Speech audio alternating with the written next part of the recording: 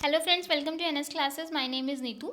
Last video में हम day one discuss कर रहे थे, बट कुछ प्रॉब्लम की वजह से वीडियो जो है वो बंद हो गई थी, तो मैंने उतना ही पार्ट जो है वो अपलोड कर दिया। यहाँ पे ये जो बात का टॉपिक बचा हुआ है, यहाँ पे हम 3 schema architecture, data independence, data abstraction, वो डेटा मॉडल, ये सारे जो है हम यहाँ पे डिस्कस करेंगे। ठीक है, तो लास्ट वीडियो में हमने डेटाबेस आर्किटेक्चर तक पढ़ा था। इसमें हम 3 स्कीमा आर्किटेक्चर देखेंगे। इसमें क्या है कि सबसे पहले ये देखते हैं कि स्कीमा क्या होता है। स्कीमा जो है वो आपकी लॉजिकल रिप्रेजेंटेशन करता है डेटा की।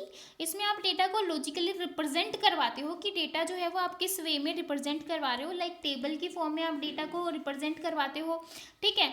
आप रिलेशंस की फॉर्म में डेटा को रिप्रेजेंट करवाते हो, जो आपके ER डायग्राम्स होते हैं उसकी फॉर्म में आप डेटा को रिप्रेजेंट करवा रहे हो, स्ट्रक्चर की फॉर्म में डेटा को रिप्रेजेंट करवा रहे हो, वो आपका क्या होता है, स्कीमा होता है, ठीक है।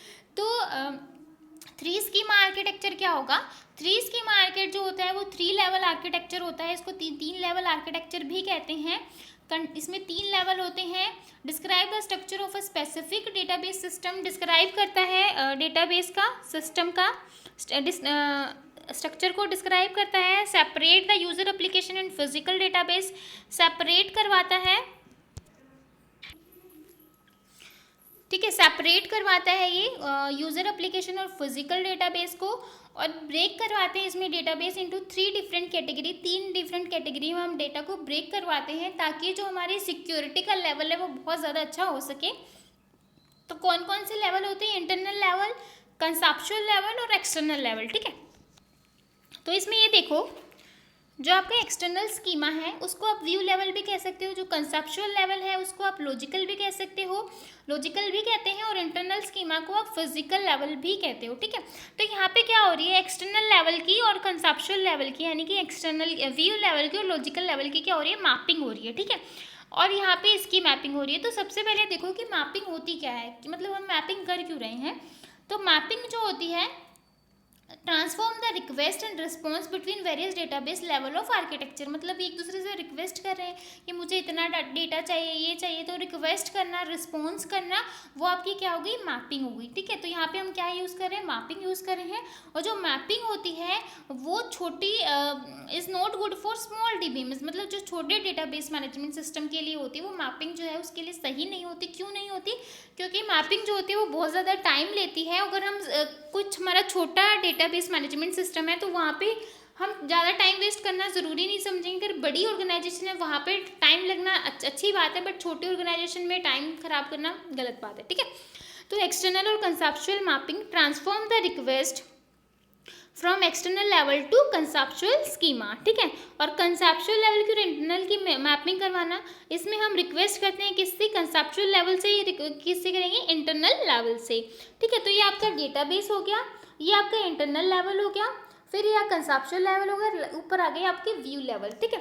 तो सबसे पहले देखो, ये जो एक्सटर्नल लेवल है, एक्सटर्नल लेवल को आप व्यू लेवल भी कहते हो, तो ये क्या होता है। तो सबसे पहले हम व्यू लेवल देख लेते हैं।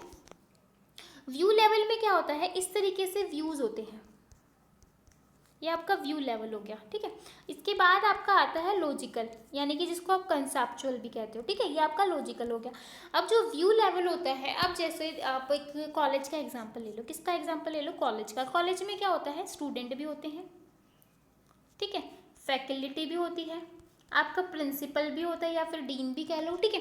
ये सारी चीज़ें होती हैं। अब कोई भी स्टूडेंट के पास जैसे यूज़र आईडी और पासवर्ड उसको मिला हुआ है, तो वो जैसे ही उसको डालेगा तो उसके जो भी उसकी डिटेल है कि उसने कितनी फ़ी कर रखी है, उसने कौन से कोर्स की पढ़ाई कर रहा है, उसका नाम क्या है, उसका रोल नंबर क्या है, उसका फादर नेम क्या है, मदर नेम क्या है, ठीक है, वो सारी जो आधार कार्ड नंबर क्या है, वो सारी चीज़ें उसको शो हो जाएंगी, ठीक है।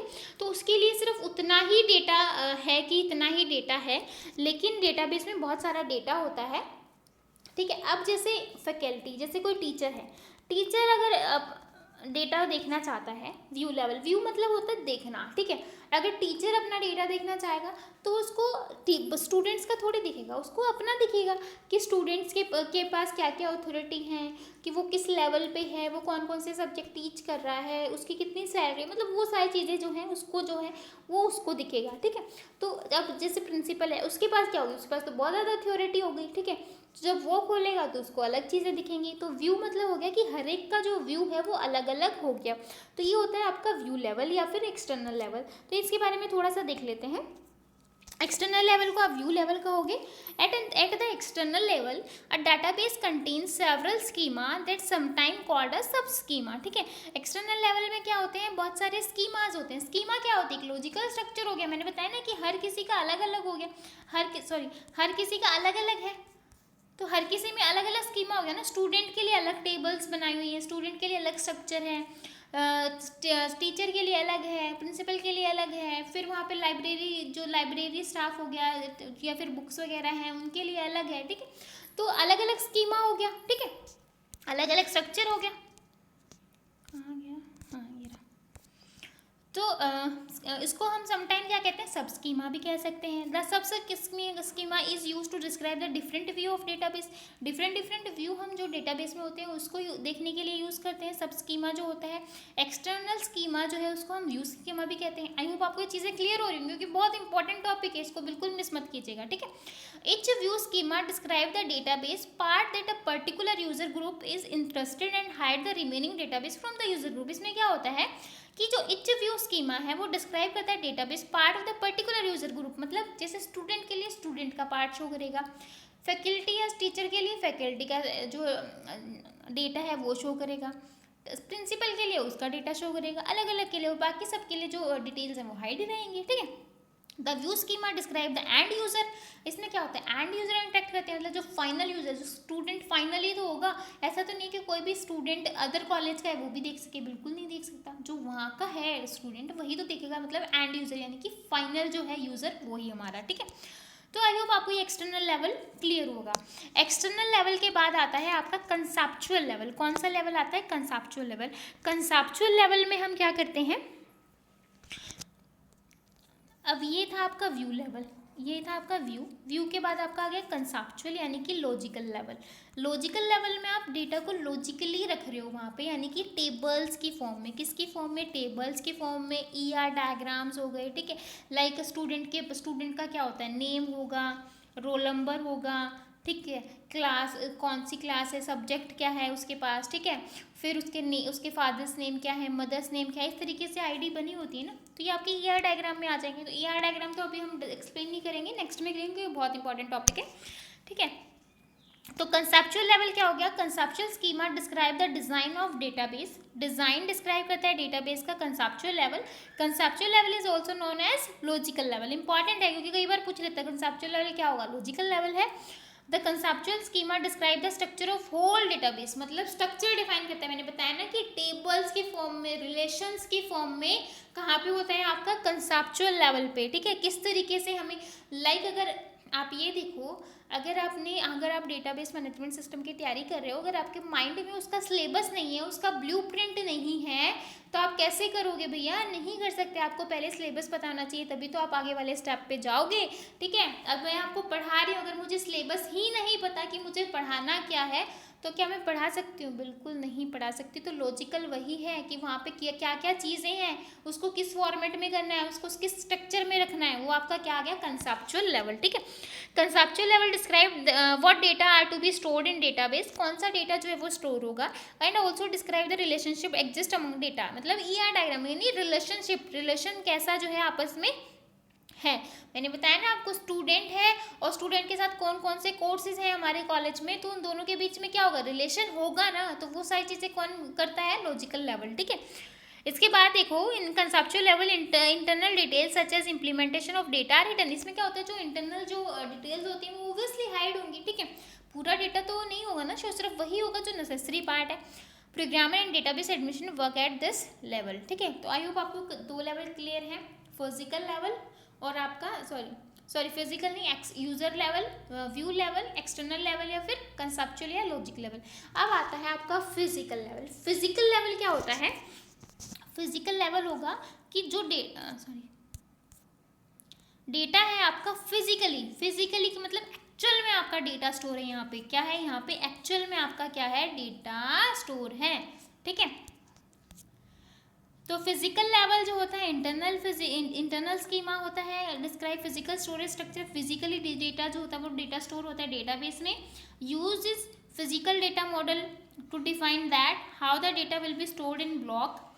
Describe complex low level data structure in detail. ठीक है, तो आई होप आपको ये तीनों लेवल क्लियर है, बहुत इंपॉर्टेंट है, इसको बिल्कुल मिस मत कीजिएगा। ठीक है, लेवल अगर समझ नहीं आए तो आप मुझसे कमेंट करके पूछ सकते हो।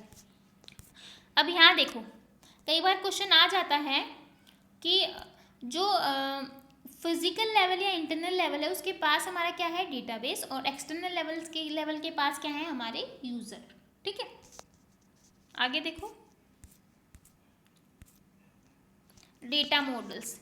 डेटा मॉडल्स का क्वेश्चन तो डेटा मॉडल्स के बारे में मैं आपको फिर से एक बार डिटेल में बताऊंगी, यहाँ पे थोड़ा सा देख लो, क्योंकि डेटा मॉडल्स में यहाँ पे नेटवर्क और हायरार्किकल मॉडल जो है मैंने अभी बताया नहीं, मैं भूल गई उसको करना। डेटा मॉडल जो है वो आपके रिलेशनल हो गया, सेमी स्ट्रक्चर हो गया, एंटिटी ईआर मॉडल्स हो गए, वो हम डिटेल में वहाँ पे नेक्स्ट क्लास में पढ़ेंगे कि ईआर मॉडल्स क्या होते हैं, 1 to 1, मैनी टू वन क्या रिलेशन होता है, और ऑब्जेक्ट बेस्ड डेटा मॉडल। तो डेटा मॉडल जो होता है वो एक मॉडलिंग होती है, डेटा को डिस्क्राइब करना, डेटा को सिमेंटिक करना, कंसिस्टेंसी कंस्ट्रेंट डेटा। ठीक है, it provide the conceptual tool for describe design, एक तरीके से डिजाइन बताता है डेटा अब्स्ट्रक्शन। ठीक है, therefore there are following 4 data models used for understanding the structure of database. ठीक है, तो रिलेशनल डेटाबेस क्या होता है, आजकल मैं बता रही हूँ ना, डेटाबेस मैनेजमेंट सिस्टम की जगह हम क्या लिखने लगे हैं, सब्जेक्ट का नाम रिलेशनल डेटाबेस मैनेजमेंट सिस्टम। ठीक है, this type model design the data in the form of row and column, एक टेबल की फॉर्म में डेटा रहता है। Thus, relational model use table for representing data and in between relationship. Table are also called relations. This model was initially described by, कई बार question आ जाता है कि जो रिलेशनल डेटा मॉडल है वो किसने डिस्क्राइब किया था, एगियर एफ कोड ने। कब किया था, 1969 में, 1969 में। The relational data model is the widely used model which primary used for commercial data processing application. ठीक है, 1969 में एफ कोड ने इसका जो एस्टेब्लिश किया था, डिस्क्राइब किया था। अब देखो, entity relationship diagram, ER model और लॉजिकल रिप्रेजेंटेशन ऑफ डेटा, मतलब लॉजिकली डेटा को रिप्रेजेंट करवाते हैं किसकी फॉर्म में, इस तरीके की टेबल्स बनी रहती हैं वहाँ पे। ठीक है, रिलेशनशिप बताता है कौन सी एंटिटी किसके साथ कनेक्टेड है। This object are known as entity and relationship is association among this entities. This model was designed by Peter Chen and publish in 1976। ER diagram, ER model किसने एस्टेब्लिश किया था, Peter चैन ने किया था। कब किया था, 1976 में। ठीक है, papers it was widely used in database designing. ठीक है, डेटाबेस डिजाइनिंग के लिए हम इसका यूज करते हैं। अब देखो, ऑब्जेक्ट बेस्ड में आपके क्या आ जाएंगे, functions, encapsulation, object identity as well as model support, rich type system that include structured collection type. ये कब आया आपका, 1980 में आया। Database system object oriented approach were develop. ठीक है, इसके बाद देखो semi structure data model. Semi structure में आपकी जो तीनों चीज़ें हमने एक्सप्लेन की हैं वही सारी चीज़ें इसके अंदर आ जाएंगी। एग्जाम्पल जो है वो यहाँ पे एक्सप्लेन हो जाएगी। ठीक है, तो उसको हम बाद में डिटेल में देखेंगे। और आपका हायरार्किकल और नेटवर्क मॉडल रह गया है, या तो फिर आप उसको खुद कर लेना, इतना ज़्यादा है नहीं उसके अंदर कुछ, या फिर आप कहोगे तो मैं छोटा सा आपको डिस्क्राइब करवा दूंगी। इसके बाद देखो, डेटा मॉडल, स्कीमा और इंस्टेंस के ऊपर कई बार क्वेश्चन आ जाता है। इंस्टेंस क्या होता है, the data which is stored in the database at a particular moment of time. इसमें क्या होता है, डेटाबेस में आपका डेटा स्टोर होता है जो पर्टिकुलर मोमेंट पे होता है, उसको आप क्या कहोगे, इंस्टेंस कहोगे। स्कीमा डायग्राम क्या होता है, display only some aspects, name of record type, data type constant, like student में इस तरीके से आपका डेटा जो स्टोर होगा, ये स्कीमा है। स्ट्रक्चर प्रोवाइड कर रहा है, name, student name, class, department name. ठीक है, क्या क्या चीज़ें हैं वो सारी जो है यहाँ पे डिस्क्राइब हो रही हैं। कोर्स में कोर्स नेम हो गया, कोर्स का नंबर हो गया। ठीक है, ये सारी चीज़ें जो हैं वो डिफाइन होंगी। अब कैन नॉट डिस्प्ले, क्या डिस्प्ले नहीं करता, data type of each data, कि किस टाइप का डेटा है, रिलेशनशिप क्या है उन फाइल्स में, वो सारी चीज़ें हिडन होती हैं। डेटा मॉडलिंग जो होती है, process of database creation, database को क्रिएट करना आपका डेटा मॉडलिंग हो गई, अभी हमने पढ़ा था लास्ट वीडियो में। यहाँ पे देखो, actual data change quite frequently, जो एक्चुअल में जो डेटा है वो हमारा बहुत तेजी से चेंज हो रहा है फ्रीक्वेंटली। ठीक है,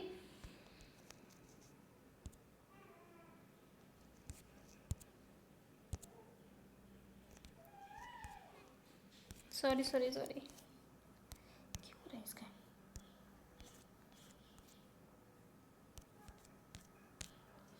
सॉरी बीच में इंटरप्शन के लिए।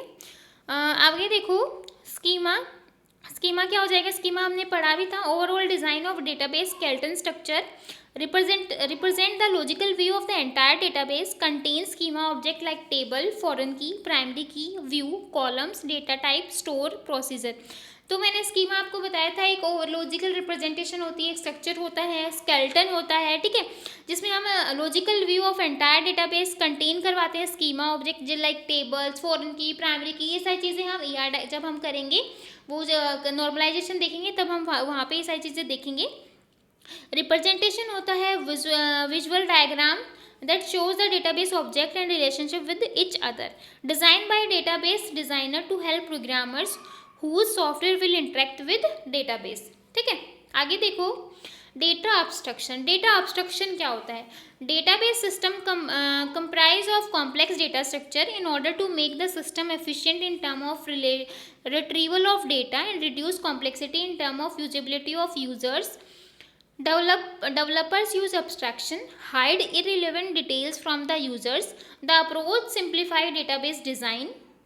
डेटा अब्स्ट्रक्शन वही होता है, डेटा को अब्स्ट्रैक्ट कर लेना, डेटा को हाइड कर लेना, ठीक है। इसके भी वही तीन हो गए, फिजिकल, लॉजिकल और व्यू। फिजिकल आपका लोवेस्ट लेवल हो गया, ठीक है, आपका यहाँ पे ये लोवेस्ट लेवल दिख रहा होगा आपका फिजिकल, ठीक है। इसमें क्या है? Tell about data is actually stored. Data जो है फिजिकली स्टोर रहता है यहाँ पे, एक्चुअल में डेटा यहाँ पे स्टोर है। Access method is like sequential और random access. File organization method like B tree, hashing used for same time. Logical जो होगा कि आपका जो लॉजिकली जो डेटा की रिप्रेजेंटेशन है वो यहाँ पे आ जाएगी, लाइक टेबल्स के फॉर्म में आप डेटा को रिप्रेजेंट करवा रहे हो, रिलेशनशिप करवा रहे हो एंटिटीज़ के बीच में, तो ये आपका लॉजिकल हो गया। और व्यू लेवल जो है वो आपका हाईएस्ट लेवल हो गया। और यहाँ पे जो अलग अलग पार्ट में आप जो व्यू है अलग अलग यूजर्स को आपको डेटा को शो कर रहे हो, ठीक है। Only a part of actual database is viewed by the user.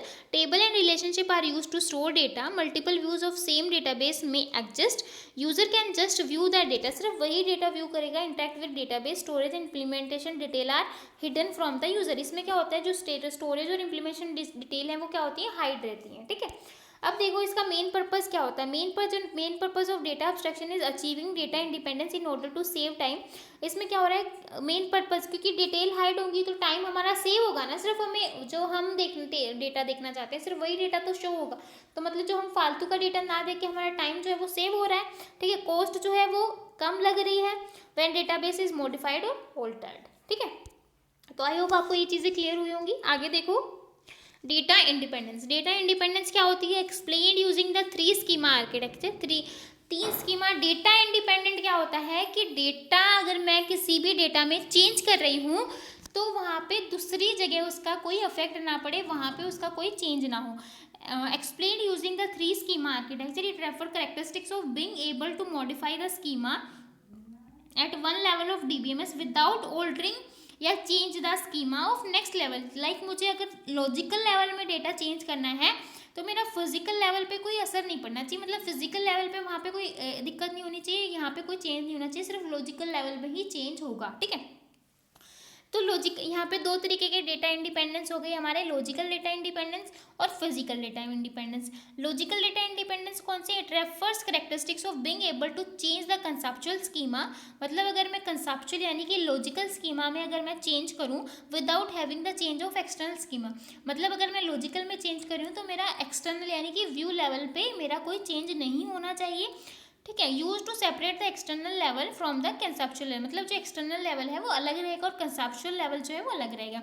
If we do any change in the conceptual view, अगर मैं लॉजिकल लेवल में कोई चेंज कर रही हूँ, the user view of the data would not be affected, मतलब user पे कोई इफेक्ट नहीं पड़ना चाहिए, एक्सटर्नल लेवल पे कोई इफेक्ट नहीं पड़ना चाहिए। Occur at the user interface level, ठीक है। तो दो तरीके के लेवल हो गए, एक तो लॉजिकल में अगर हम लॉजिकल में कोई चेंज करें तो एक्सटर्नल पे कोई इफेक्ट नहीं पड़ना चाहिए।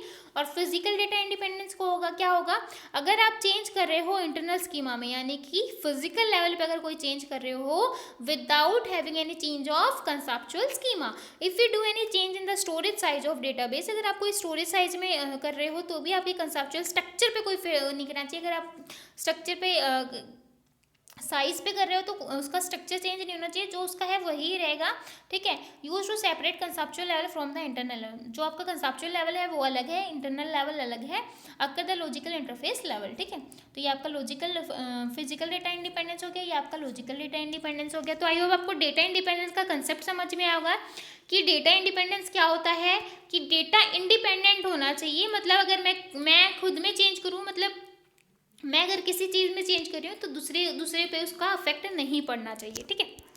आगे देखो, आपका लास्ट है आज का database language.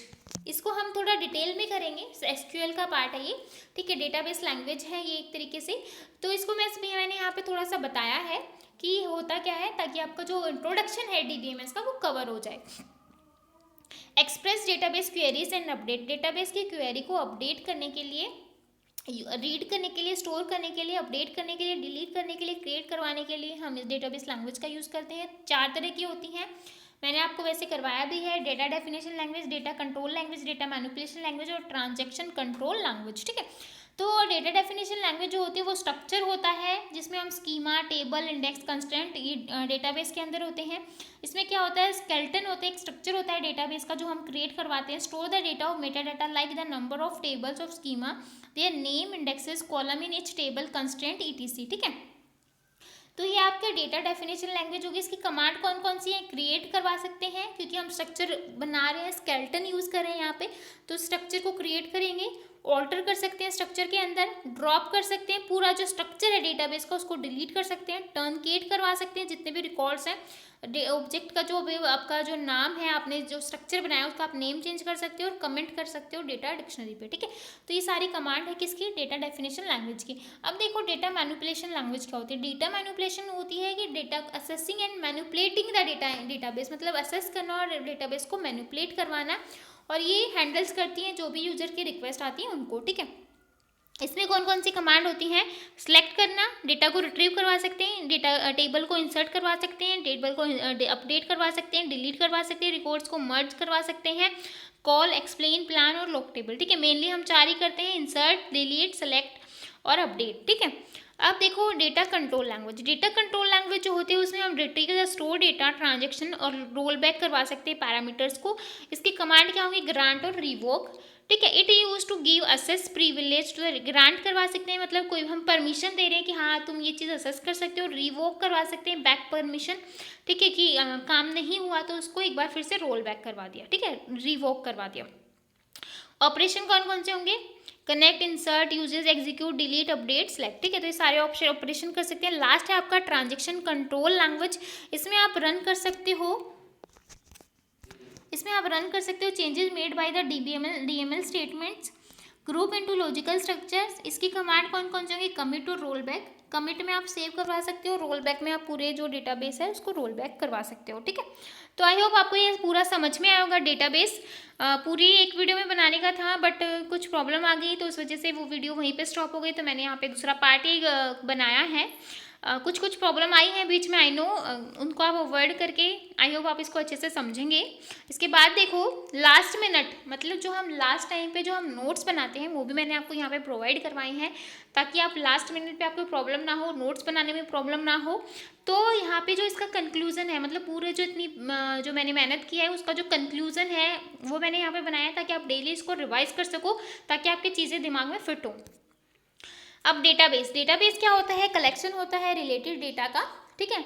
Database management system क्या होता है, एक सॉफ्टवेयर होता है जिससे हम डेटाबेस को मैनेज कर सकते हैं। टास्क क्या क्या होते हैं डेटा डीबीएमएस के, data definition, data updation, data retrieval और डेटा एडमिशन यूज़ करते हैं। करेक्टरिस्टिक्स क्या होंगी, digital repository, security, backup and recovery provide करता है, एसेट प्रॉपर्टी यूज़ करता है और प्रोवाइड लॉजिकल व्यू, और मल्टीपल जो यूज़र हैं वो इसको असेस कर सकते हैं, ठीक है। अब देखो इसका डेटाबेस मैनेजमेंट सिस्टम और फाइल सिस्टम में क्या क्या था। इसमें यूज़र जो है वो प्रोसीजर रिक्वायर नहीं करता, वहाँ पे प्रोसीजर होना चाहिए, आपको पता होना चाहिए आपकी फाइल कहाँ है। इसमें अब्स्ट्रैक्ट व्यू ऑफ डेटा, इसमें डेटा हाइड होता है, वहाँ पे पूरी डिटेल जो होती है वो प्रोवाइड हो जाती है। इसमें क्रैश रिकवरी होती है, वहाँ पे नहीं होती है, ठीक है। इसमें प्रोटेक्शन की सिक्योरिटी होती है, सिक्योरिटी प्रोवाइड करता है, यहाँ पे कोई सिक्योरिटी नहीं होती, ठीक है। अब अब्स्ट्रैक्शन क्या होता है, अब्स्ट्रैक्शन क्या होता है, जो आपकी डिटेल्स हैं हाइड रहती हैं यूज़र से। इसके 3 लेवल होते हैं, फिजिकल, लॉजिकल और व्यू। ठीक है, इसमें जो डेटा है वो एक्चुअली स्टोर होता है मेमोरी के अंदर, लॉजिकल जो होता है वो इस इंफॉर्मेशन जो होती है वो स्टोर होती है आपकी डेटाबेस के अंदर, और व्यू लेवल जो होता है जहाँ पे यूज़र जो होते हैं वो उसको असेस कर सकते हैं। ठीक है, फाइल क्या होती है? DBMS that allow access a single file or table at a time. Data is directly stored at a set of files. Flat files क्या होंगी? When only one table is stored in a single file. ठीक है, schema क्या होगा? Overall design होता है, overall logical representation होती है डेटा की, जो आप व्यू करवा सकते हो एंटायर डेटाबेस को। ठीक है, अब डेटाबेस की एडवांटेज क्या होती हैं? आप रिडंडेंसी को रिमूव करवाता है, data sharing easily maintain, reduce time, backup, multiple user interface होता है। डिसएडवांटेज क्या होगी? कॉस्ट, हार्डवेयर और सॉफ्टवेयर की, साइज, कॉम्प्लेक्सिटी और हायर इम्पैक्ट ऑफ फेलियर। ठीक है, अब देखो डेटाबेस लैंग्वेज में आपकी 4 तरह की होगी, DDL, TCL, DML और TCL। ठीक है, डेटा मैनिपुलेशन लैंग्वेज जो होती हैं वो आपकी असेस करवा सकते हैं और मैनिपुलेट करवा सकते हैं। कौन कौन सी है? सिलेक्ट, इंसर्ट, अपडेट और डिलीट। DDL जो है वो आपकी डेटा डेफिनेशन लैंग्वेज होंगी, स्ट्रक्चर डिलीट करवाती है, यहाँ पे आप स्कीमा, टेबल, इंडेक्स ये सारी चीज़ें करते हैं। क्रिएट, ऑल्टर, ड्रॉप, ट्रंकेट ये सारी चीज़ें यूज़ करते हैं। डेटा कंट्रोल जो होती है वो रिट्रीव करवाती है, और यहाँ पे ग्रांट और रिवोक जो है वो उसकी कमांड होंगी। TCL ट्रांजेक्शन कंट्रोल लैंग्वेज होती है, जिसमें कमिट और रोल बैक कर सकते हैं। अब आपकी 3 टायर आर्किटेक्चर है। कौन कौन सा है? फर्स्ट टायर जो होता है वो उसमें डायरेक्टली अवेलेबल होता है यूज़र के लिए, और इसमें हम कोई भी चेंज कर सकते हैं, किसी की परमिशन की जरूरत नहीं है, डायरेक्टली डेटाबेस में जाके चेंज कर दिया। 2 टायर जो होता है वो बेसिक क्लाइंट सर्वर आर्किटेक्चर होता है, और इसमें जो क्लाइंट होता है वो डायरेक्टली कम्युनिकेट करवाता है आपका डेटाबेस में, किसके थ्रू? ODBC और JDBC के थ्रू। ठीक है, 3 टायर जो होता है उसमें एक अनोदर लेयर ऐड हो जाती है, कोई भी लेयर लगा लो, बिजनेस लेयर लगा लो, एप्लीकेशन लेयर लगा लो, वहाँ पे ऐड हो जाएगी, और जो क्लाइंट है वो आपका डायरेक्टली इंटरफेस नहीं कर सकता किससे? डेटाबेस से। ठीक है, लॉजिकल डेटा इंटरफेस, इसमें क्या होता है? अगर हम कंसेप्चुअल व्यू में चेंज करें तो आपका जो व्यू लेवल है वहाँ पे कोई चेंज नहीं होगा। फिजिकल डेटा इंडिपेंडेंस क्या होगा? जहाँ अगर आप इंटरनल स्कीमा में कोई भी चेंज, मतलब without any change of the conceptual schema. ठीक है, इंटरनल स्कीमा में आप चेंज कर सकते हो, लेकिन आपका कंसेप्चुअल लेवल पे कोई इफेक्ट नहीं पड़ेगा। तो यह था आपका लास्ट मिनट रिविजन। ठीक है, और आई होप यहाँ तक आपको समझ में आया होगा। जितना भी इंट्रोडक्शन है आपका डेटाबेस मैनेजमेंट सिस्टम का, मैंने अपनी पूरी मेहनत की है आपको समझाने के लिए, पूरी कोशिश की है, अच्छे से मैंने बनाए हैं। आई होप आपको ये चीज़ें क्लियर हुई होंगी, ये पूरा टॉपिक समझ में आया होगा। अगर आपको समझ में आया है तो प्लीज़ कमेंट करके बताना कि मैम समझ में आ गया। ठीक है, अगर आपको कोई प्रॉब्लम लगती है, कोई सजेशन देना हो तो आप मुझे कमेंट बॉक्स में दे सकते हो। ठीक है, तो फिर मिलेंगे डे 2 में। नेक्स्ट में हम पढ़ेंगे अपना ER डायग्राम या फिर SQL देखेंगे। ठीक है, तो फिर मिलते हैं नेक्स्ट वीडियो में, तब तक के लिए बाय एंड थैंक यू।